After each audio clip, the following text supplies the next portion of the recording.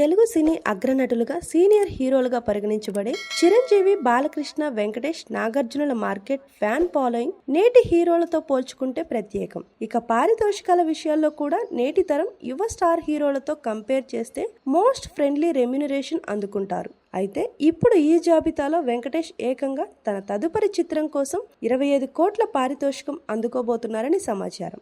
ఇటీవల ఆయన అనిల్ రావుపూడి దర్శకత్వంలో నటించిన సంక్రాంతికి వస్తున్న చిత్రం ఎంతటి ఘన విజయం సాధించిందో తెలిసిందే. ఈ చిత్రం కుటుంబ ప్రేక్షకుల ఆదరణతో బ్లాక్ బాస్టర్ విజయంగా నిలిచింది. 60 కోట్లతో తెరకెక్కిన ఈ చిత్రం ఏకంగా 300 కోట్ల రూపాయల వసూలను సాధించిందని ట్రేడ్ విశ్లేషకులు చెబుతున్నారు. అందుకే సంక్రాంతికి వస్తున్న చిత్రం వరకు 10 నుంచి 12 కోట్ల రెమ్యునరేషన్ అందుకున్న ఈ దగ్గుపాటి హీరో తన తదుపరి చిత్రానికి 25 కోట్లు తీసుకుంటున్నాడని తెలిసింది. సంక్రాంతికి వస్తున్న చిత్రంతో తెలుగు సీనియర్ హీరోల్లో తొలిసారిగా 300 కోట్ల వసూలను సాధించిన హీరోగా వెంకటేష్ కొత్త రికార్డును కూడా సొంతం చేసుకున్నాడు.